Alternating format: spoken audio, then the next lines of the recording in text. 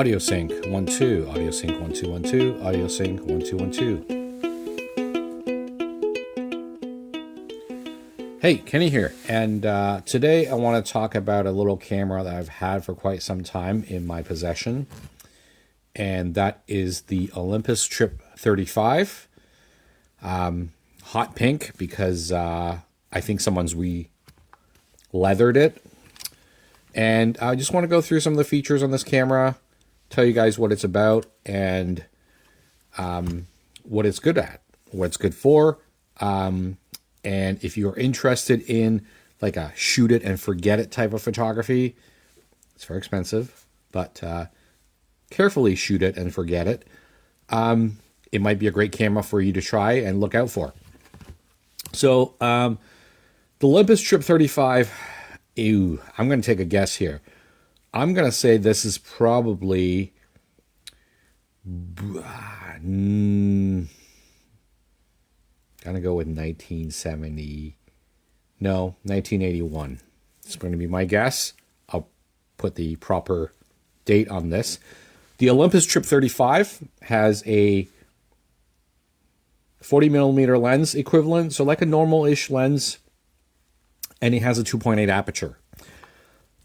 One of the cool things about this camera is that it is completely devoid of any batteries. And I'll show you how it works, but I want to talk about how the whole mechanisms work and what features do you have on this camera. What can you work with? So it's kind of a set it and forget it camera, and it really has very few simple controls. I want to talk about how I'm shooting this, actually. I'm actually testing out a new DJI Action 4 Pro. So this is how I'm shooting it. I've got a little softbox hanging overhead, right where my motorcycle is, for better detailing purposes, but it's just a handy place to hang it. So I do a lot of stuff. I want to try doing a little filming here, and I've done a few things out here, but this is really also an opportunity for me to just test out what I'm working with shooting wise and how things are recorded. So I've got a DJI Action 4 Pro, and I got my hands on a Insta360. The X4 had it for almost 24 hours before I brought it back and exchanged it for this Action 4 Pro.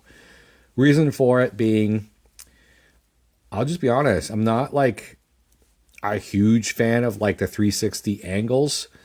And it just seemed very techy and edity for me. So just like having to pull out files when this is already getting me something I want. Now I've got two action cameras to use, so it'll help balance things out a little bit. I think I want to go back to using two action cameras, but this one hopefully, I've heard it's got a great battery life, so I'm going to try that out. So yeah, today is a new camera day. So anytime it's a new camera day, new bike day, it's a great day. So I'm trying that out, and I'm recording the audio currently on my Google Pixel. And the reason I'm doing all these weird experiments with cameras is that I'm trying to tell stories using very inexpensive setups. I don't want to go crazy on production. And I need a subject. So today's subject is this Olympus Trip 35.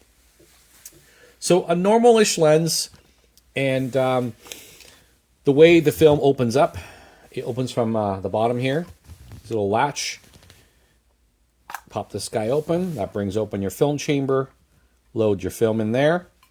If you guys want to anybody interested in a tutorial on how to load film, I can definitely show that. I don't have a roll of film to show you, but pops in there. You wind it onto here. This is the winding mechanism. So instead of like having a lever, it's just a knob or a dial that allows you to wind. Show it this way. Allows you to wind it forward. Once the film is popped in there, you close this guy, pop that down. What I always like to do, if you do have film in here, is to wind the rewind knob so it's taut. Little snug, got a little resistance, that's all you need. Just keep things tight, orderly, keeps things moving. Once that's loaded, you have a little window here, S for start. And as, obviously I don't have film, but as you go, it will count the frames up. A little very primitive basic flash shoe. I've never used it. I think it works, but it's a very simple trigger for the flash. I don't know what accessory it comes with for you to use that flash, but, you know, never used it. You've got a shutter here. It's threaded, so you can put a little additional button on there if it helps you in getting more comfort out of your shutter button there. Very basic. It's as basic as it gets. You got a little viewfinder though. So the viewfinder is very primitive. There's no displays, nothing in there to indicate anything whatsoever. And aside from that, you have a few basic controls here. You have essentially, what you have here, the Olympus Trip 35, is essentially a solenoid base, what is it? Solenoid? Not selenium, solenoid. I'm getting the darkroom and the camera terms confused. But it's I believe it's a solenoid that absorbs and reads the light here. And solenoid is just, it doesn't require batteries. I don't actually know the voodoo behind it, why it does not need batteries, but it apparently works. And I'll show you how it works. So you've got this light sensitive receptors all around the front of the lens that allows you to determine how much light is given. The camera essentially has on board a set of programs that it runs, and it gives you an approximate best case scenario for shutter speed and aperture combinations to decide what it needs to give you an approximate decent exposure. So it's not an exposure fancy camera. It gives you a very simple point and shoot operation. Once you load in your film, you dial in your ISO. So I've got, it's got the old ASA numbers. So I believe ASA stands for American Standards Association. Essentially, it's like ISO, but they go with some weird numbers like 320, 250 instead of the usual 100, 200, 400, 800. So if you are shooting 400 ISO, you know, bring that up to 400. It goes from 400 to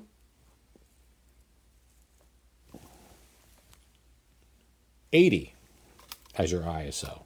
So once you've got that set to 400, if your 400 film is indeed 400, there are some options for you to switch out here. You could go with like the one person guy here, which is an aperture preferred mode for shallow focus, to a huge group, and then mountain for landscape. So the whole idea is here you can select to vary your aperture by using a shallow aperture, a medium of the medium range aperture, or a full-on lockdown, stop-down aperture, something like f/22. So it has aperture priority, and if it's a very primitive aperture priority, it also gives you the ability to not only select that, but manually select an aperture. So you could choose aperture f8, f4, 5.6, f11, 16, 22. So those are all selectable. So it's kind of cool because it's a camera that, I want to say this weighs, like with film in it, probably, I don't know, like a hefty softball. The weight is about a hefty softball. So you have all these very primitive but usable controls on such a tiny camera. And I want to say, like, what could you expect to pay for a camera like this currently? Probably like $80 to $100 for something like this. And one of the cool things I want to tell you is how to make sure this camera works, because it's got no battery.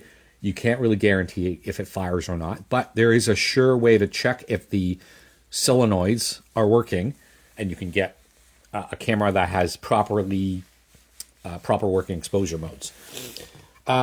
So essentially, once you advance, take the shot, make your selections.